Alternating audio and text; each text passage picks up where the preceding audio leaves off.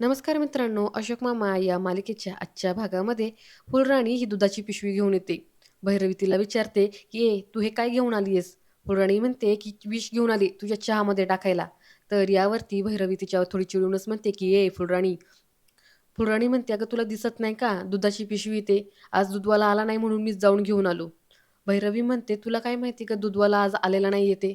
फुलराणी म्हणते खालून येत होतो ना त्यावेळेस वॉचमॅननी सांगितलं की दूधवाला आज आलेला नाहीये म्हणून मीच माझं गेलो आणि घेऊन आलो. भैरवी म्हणते पाहू बघू कोणत्या कंपनीचं आहे ते. फुलराणी म्हणते की अगं मामा हे असं कंपनी वगैरे पाहत नाही, मामा फक्त पाहतात की म्हशीचे का गायचे. आणि आता ती म्हैस आणि गाय कोणत्या कंपनीची ना ते मला काही माहित नाही बाबा, मी नव्हतो पाहायला गेलो. भैरवी म्हणते की हे बघ हे असलं भेसळयुक्त इकडचं तिकडचं दूध मी मुलांना पिऊन देणार नाही. हे असलं दूध पिऊन जर मुलांना काही झालं तर आजारी बिजारी पडली तर. भैरवी म्हणते झालंय असेल तुम्हाला ते कळलं पण नसेल. तर फुलराणी मोठमोठ्याने अशोक मामांना आवाज देऊ लागते.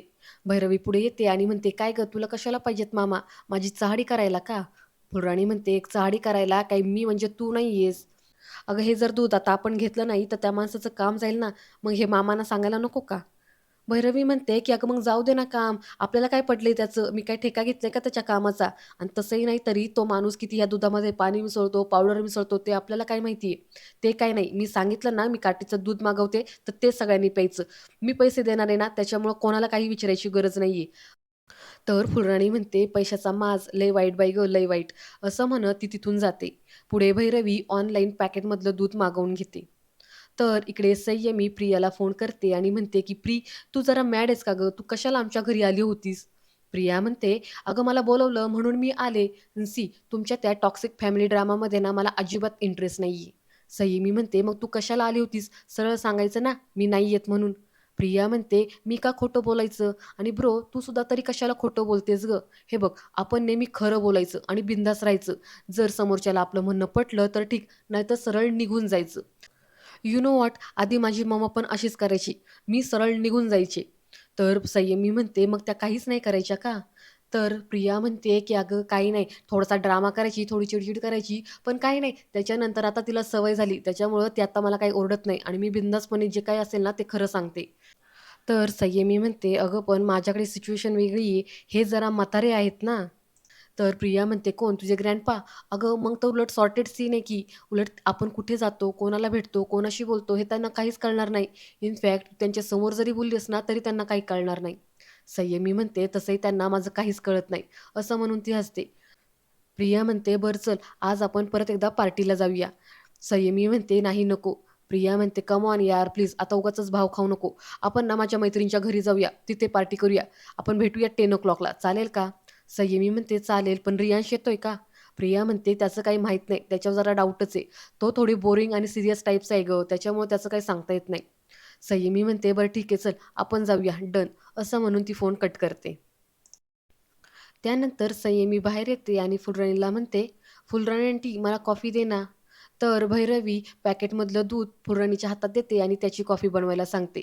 पुढे भैरवी ही बाहेर येते. संयमी तिला विचारते, "ते नाही आहेत का घरात?" भैरवी म्हणते की "नाही आहेत, मॉर्निंग वॉकला गेलेत." संयमी म्हणते, "एवढा वेळ?" भैरवी म्हणते, "हो ना, तसंही नाही तरी ते घरात नाहीत ना तेच चांगलंय." संयमी म्हणते, "हो ना, नाहीतरी त्यांना विचारायचं असतं मी कोणासोबत बोलते, काय करते, कुठं जाते हे सगळं त्यांना ऐकून घ्यायचं असतं. त्यापेक्षा ते नसलेलेच बरेत." आणि हे सगळं बोलणं स्फुरणी ऐकत असते. ते संयमी पाहते आणि मोठ्यानेच म्हणते की "फुलराणी आंटी कॉफी देतेयस ना?" तर फुलराणी म्हणते, "हो देतोय." भैरवी म्हणते, "चल मी आलेच माझं एक काम करून." असं म्हणत भैरवी तिथून जाते. तर इकडे सोसायटीच्या हॉलमध्ये तोरणे, सातपुते आणि जनार्दन हे तिघंजणं रिडेव्हलपमेंटवरती चर्चा करत असतात. देसाई म्हणतात की "आता आपण एकदा बिल्डरला बोलूया आणि सगळ्या लोकांना पण बोलवून घेऊयात. आपापलं मत देतील आणि आपण ना आता माझगावकरांना नाही तर त्यांच्या सुनेला बोलूया." तरुणी म्हणतात, "नाहीतर काय, माझगावकरच्या पोराने लग्न करून त्यांना धक्का दिलाय, पण आपली मात्र चांगली सोय झालेली आहे. आता त्यांच्या सुनेला बोलूया आणि ती सगळं काही करून देईल. कसं आहे, आता नवीन लग्न झालंय म्हटल्यावरती माझगावकरांच्या नवीन जोडप्याला तर जागा लागेलच ना." तर जनार्दन म्हणतो, "हो ना, आणि ती पोरं पण आता मार्गी लागतील." तोरणे म्हणतात, "नाहीतर काय, अहो नाहीतरी ती दिवसभर इकडे-तिकडे हिंडतच असतात." देसाई म्हणतात, की "थोडक्यात काय, आपलं रिडेव्हलपमेंटचं घोडं हे मार्गी लागलं." असं म्हणून हे तिघंजण तर इकडे अशोक मामा वॉकवरून आलेले असतात. ईश्वर काका भेटतात आणि म्हणतात, "अरे काय अशोक, तू आज उशिरा आलास?" अशोक मामा म्हणतात की हो, लवकर गेलो आणि उशिरा आलो. ईश्वर काका म्हणतात, का बरं? अशोक मामा म्हणतात, अरे ते चंदनराव आहेत ना, ते आज आमच्या इराला त्यांच्याकडे घेऊन गेलेत. मी जर लवकर आलो असतो ना, तर इरा गेलीच नसती आणि मला पण ना हे सगळं जड झालं असतं. म्हणून मी लवकर गेलो आणि असा उशिरा आलो, लांब फिरून आलो. ईश्वर काका म्हणतात की हां, पण तुझ्या अशा उशिरा येण्याने तुझी मीटिंग मात्र हुकली बाबा. अशोक मामा म्हणतात, कसली मीटिंग? ईश्वर काका म्हणतात, अरे तुला माहित नाही का, सध्या आपल्या सोसायटीमध्ये रिडेव्हलपमेंटचे वारे वाहत आहेत. अशोक मामा हसतात आणि म्हणतात की हे म्हणजे हातचं सोडून पळत्याच्या मागं धावणं आहे. डोंबल्याची रिडेव्हलपमेंट. अरे अजून कशात काहीच नाही आणि ह्यांना पाहिजे असं मोठं घर, असं म्हणून ते हसतात. पुढे अशोक मामा म्हणतात की थांब, जाऊ ना एकेकाची आता चांगली वरातच काढतो. रिडेव्हलपमेंट काय? ईश्वर काका अशोक मामांना अडवतात आणि म्हणतात की ए थांब, तू कुठे निघालास? तुझ्यापर्यंत काही आलं का? नाही ना. मग तू कशाला उगाचच बोलायला जातोयस? अरे तुझ्या डोक्याला काही कमी ताप आहे का? जाऊ दे रे, सोड. रिकाम टेकडेत म्हणून सोडून दे. अशोक मामा म्हणतात, हा ते खायच म्हणा. ईश्वर काका म्हणतात, बर चल, आता तू मला टांग दिवस मॉर्निंग वॉकला निघून गेला होतास ना, चल त्याची आता भरपाई कर. अशोक मामा म्हणतात की काय पाहिजे ना आता आपल्याला? ईश्वर काका असं करतात. तर अशोक मामांना वाटतं दारूच. तर अशोक मामा भडकतात आणि म्हणतात, ए आता कुठं तू म्हणतोयस हे? ईश्वर काका हसतात आणि म्हणतात, अरे चहा म्हणतोय मी. अशोक मामा पण हसतात आणि म्हणतात, तरीच म्हटलं, सकाळी सकाळी कुठं असं म्हणतोयस तू? चल चल, चहा पाचतो तुला, असं म्हणत हे दोघं जण चहा प्यायला जातात. त्यानंतर इकडे संयमी कॉफी घेते आणि तिला ती खूप खराब लागते. ती कॉफी ठेवतच ती मोठमोठ्याने फुलराणीला आवाज देऊ लागते. फुलराणी बाहेर येते आणि ती संयमीला म्हणते, काय ग बाई, कशाला एवढी मोठ्याने ओरडतीयस? संयमी म्हणते, अगं फुलराणी आंटी, कशी कॉफी केली आहे तू? किती वेळ लागते ही. तर फुलराणी म्हणते, आता त्या पुठ्ठातल्या पाकिटातलं दूध हे असंच लागणार आणि आता तुम्हाला हे असंच दूध मिळणार आहे, अशीच कॉफी मिळणार आहे. संयमी म्हणते, हे त्यांनी सांगितलंय का? फुलराणी म्हणते की नाही, तुझ्या मावशीने सांगितलंय. तेवढे तिथे भैरवी पण येते. पुढे फुलराणी म्हणते की ही कालच आली आहे, पण हिला असं वाटतंय की मी लग्न करून आले म्हणजे मी या घराची मालकीण झाली आहे. पण बाई सांग तिला, हे घर मामांचं आहे आणि त्यांच्या माणसांचं आहे. हे घर आपलं आहे. तर भैरवी पुढे येते आणि ती म्हणते, काय म्हणालीस तू? आपलं घर? तुझं घर आहे हे? फुलराणी म्हणते की हो, माझं घर आहे हे. 15 वर्ष झाली मी इथं काम करतोय. भैरवी म्हणते, अरे वा, मग तू इथे येऊन काय करतेयस? फुलराणी म्हणते, मी काय काम करते ना ते तुला नाही कळणार. त्याच्यासाठी माणूस असायला हवं. अगं आतडी तुटतात ना, म्हणून मी या घरासाठी कामाला येते. भैरवी म्हणते, हो, म्हणजे तू यांच्याकडून पैसे घेत नाही, फुकट करतेस का? बोल ना, फुकट करतेस का काम तू? का तुझं या घरावरती एवढं प्रेम आहेस की तू एकही पैसा न घेता सगळं काही इथलं काम करतेस? काही नाही, हे प्रेम वगैरे काही नाहीये. हा चोख व्यवहार आहे. तर यावरती फुलराणी शांत बसलेली असते. पुढे भैरवी म्हणते की दुसऱ्यांच्या घरामध्ये लक्ष देण्यापेक्षा ना, स्वतःच्या नवऱ्याकडे लक्ष दिलं असतं तर बरं झालं असतं. तो जरा टाळ्यावरती तरी राहिला असता. काही नाही, ह्या अनिलच्या आई-वडिलांनी ना तुला जरा जास्तच लाडून ठेवले. त्याच्यामुळंच तू त्यांना चिटकून बसली आहेस. तर पुराणी म्हणते, की मामांचं घरामध्ये किती लक्ष असतं ना, ते तुला माहीत नाही. अगं डोळ्यामध्ये तेल घालून ते प्रत्येकावरती लक्ष ठेवतात. आणि माझ्या नवऱ्याबद्दल तर तू बोलूच नको. 4 पैसे देऊन तू त्याला विकत घेतलं. आता त्या 4 पैशांची त्याने दारू ढोसली असेल आणि कुठेतरी पडला असेल. सगळीच माणसं तशी नसतात. सगळीच माणसं पैशाने विकत घेता येत नाही. तुझ्या ह्या अशाच वागण्यामुळं ना मामा ही मुलं तुझ्याकडे सोडत नाहीयेत. कारण की तू त्यांच्यावर चांगले संस्कार करणार नाहीस. अगं त्या दिवशी तू एक दिवस आली आणि सगळ्यांची काळजी घेण्याचं तू नाटक केलं आणि लगेच दुसऱ्या दिवशी ह्या पोरीनं माझ्या पाकिटातले पगाराचे पैसे घेतले. असं म्हटल्यावरती संयमी मात्र शॉक होते. तर भैरवीला सुद्धा धक्का बसतो. ती म्हणते, "काय म्हणालीस तू? हिने तुझे पैसे चोरले, असा तू आरोप करतीयेस?" तर पुराणी म्हणते, "आरोप नाही करत आहे. मी सत्य तेच सांगते. मी सांगणार नव्हतो. मी मामानं सुद्धा यातलं काहीच सांगितलं नाही. पण तू आता पैशाचा माज दाखवतेस ना, म्हणून तुला मी हे सांगितलं." तर भैरवी संयमीला विचारते, की "समा, तू हिचे पैसे घेतलेस?" तर संयमी उठते आणि ती घाबरतच म्हणते, की "नाही, नाही माऊ, मी नाही हिचे पैसे घेतले अगं, आणि तसंही तू मला पैसे देतीस की, मग मी कशाला घेईल हिचे पैसे? आणि तसंही नाही तरी एवढ्याशा पैशामध्ये माझं काय होणार आहे?" तर पुराणी पुढे येते आणि संयमीला म्हणते, "कसं आहे ना बाळा, त्या तेवढ्या पैशामध्ये महिनाभर अख्खं माझं घर चालतं. पण काही हरकत नाही. तुझी आई आणि तुझे आजोबा ह्यांनी माझ्यावरती एवढे उपकार केलेत आणि एवढा जीव लावलाय ना, त्यासाठी मी तुझ्यावरती माझी अख्खी जिंदगी उधळून देईन." असं म्हटल्यावरती भैरवी संयमीला मागे सारते आणि तिच्यावरती ओरडतच म्हणते, की "तू कोण आहेस गं? कोण आहेस तू तिच्यावरती जिंदगी उधळून द्यायला? आणि तिने पैसे घेतले याचा तुझ्यावर काही पुरावा आहे का? बोल ना, आहे का पुरावा?" तर पुराणी म्हणते, की "मी स्वतःच्या डोळ्याने पाहिलं." भैरवी म्हणते, की "तू आता असंच म्हणणार?" की पाहिलं का समा, असे हे माझगावकरांनी लायकी नसलेल्या माणसांना ना डोक्यावरती चढवून ठेवले. त्याच्यामुळं त्यांची ना अशी हिंमत होती. काय गं तुझी हिंमत कशी झाली तिच्यावरती असे आरोप करायचे? तर पुराणी म्हणते की मी आरोप नाही करत आहे. मी जे सत्य आहे ना ते बोललो. तर संयमी वर तोंड करूनच म्हणते, "अगं पण तुझा बोलण्याचा टोन तर तसाच होता ना. तू माझ्यावरती एक प्रकारचे आरोपच केलेस." झालं. आता ते आले ना, की ते तुला काहीच नाही बोलणार. ते फक्त मलाच बोलतील आणि माझ्यावरतीच ओरडतील. काय करणार? शेवटी मला इथे त्यांच्यासोबतच राहायचंय ना. काय करणार? शेवटी मीच परक्या लोकांमध्ये राहतीये.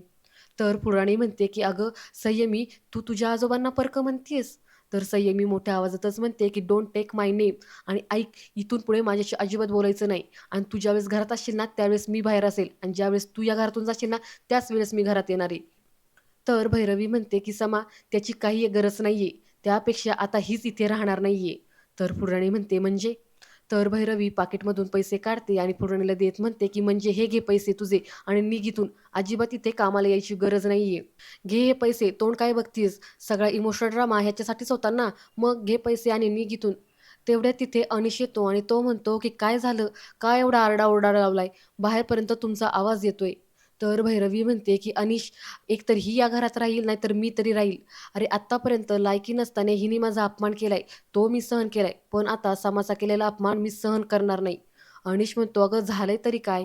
भैरवी म्हणते, की "हिने आरोप केलेत, की हिचे पैसे संयमीने चोरले." अनिश म्हणतो, "व्हॉट?" तर इकडे संयमी मात्र चांगलीच घाबरलेली असते. अनिश पुढे येतो आणि संयमीला विचारतो, "समा, तू हिचे पैसे घेतलेस का?" तर संयमी लगेच म्हणते, की "नाही, नाही काका, अरे मी नाही हिचे पैसे घेतले, मी नाही हिचे पैसे घेतले." तर अनिश हा पुराणीकडे पाहतो. पुराणी म्हणते, की "तुला माहिती आहे मी खोटं बोलत नाही. त्या दिवशी तू आला होतास ना, त्याच वेळेस मी तुला सांगितलं होतं, की माझ्या पाकिटातले पैसे गायब झालेत म्हणून." तर भैरवी म्हणते, "अगं ते पडले असतील कुठेतरी. बरं जाऊ दे, मी का तुझ्याशी बोलण्यामध्ये वेळ वाया घालवते? तुला सांगितलं ना, हे पैसे घे आणि निघ." असं म्हणत भैरवी पैशांचा हात पुढे करते. तर पुराणी येते आणि तिचा हात खाली करत म्हणते, की "आत्तापर्यंत मामांनी मला 32 वेळा कामावरून काढून टाकलं. तरीसुद्धा 33व्यांदा मी इथे स्वतःहून कामाला आले. पण आता तू बघ, मामा मला स्वतःहून कामावरती बोलवतील." भैरवी म्हणते, की "हो, बघूयात ना. चल आत्ता निघ." असं म्हटल्यावरती पुराणी तिची पाकीट घेते आणि तिथून निघून जाते. तर इकडे संयमी खोटं बोलल्यामुळं ती जाम घाबरलेली असते आणि हे भैरवी नोटीस करते. ती संयमीला विचारते, "समा, मला खरं सांग. खरं सांग की तू तिचे पैसे चोरले नाहीस ना?" तर संयमी म्हणते, की "नाही माऊ, अगं मी कशाला तिचे पैसे घेईल?" भैरवी म्हणते, "मग मला एक सांग, तुझ्याकडे एवढे पैसे आले कुठून? मी तर तुला त्या दिवशी पैसे दिले नव्हते." तर संयमी यावरती मान खाली घालते. यावरून भैरवीला कळतं, की संयमी खोटं बोलते आणि तिनेच पैसे चोरले होते. भैरवी म्हणते, "अगं समा, तुला काय गरज होती हे सगळं करायची? अगं तुझी माऊ असताना तुला काय गरज होती दुसऱ्यांचे पैसे घ्यायची? एक लक्षात ठेव समा, हे पहिलं आणि शेवटचं असणार आहे. जर परत असं काही घडलं ना, तर मी स्वतःहून सांगेल, की हे तू सगळं केलेलं आहेस म्हणून. अगं नशीब तुझे आजोबा नव्हते. त्यांच्यासमोर हे जर सगळं घडलं असतं ना, तर आपल्या दोघींना सुद्धा बोलणी खावी लागली असती." तर संयमी तिला सॉरी, सॉरी असं म्हणत असते. भैरवी म्हणते, "एक शब्द बोलू नकोस. आता एक लक्षात ठेव, जे मी म्हणेल ना तसंच होईल आता सगळं. आणि आता ऐक, ते पुरणीने आणलेलं दूध अजिबात प्यायचं नाही. जे मी दूध आणलेलं आहे ना पॉकेटमधलं ते प्यायचं." संयमी म्हणते, "अगं माऊ, त्याची टेस्ट खूप खराब आहे. खूप वाईट आहे." भैरवी म्हणते, "तू जे कांड केलेस ना त्याच्यापेक्षा तरी कमीच वाईट आहे. गपचूप ते दूध प्यायचं." असं म्हणून भैरवी तिथून निघून जाते.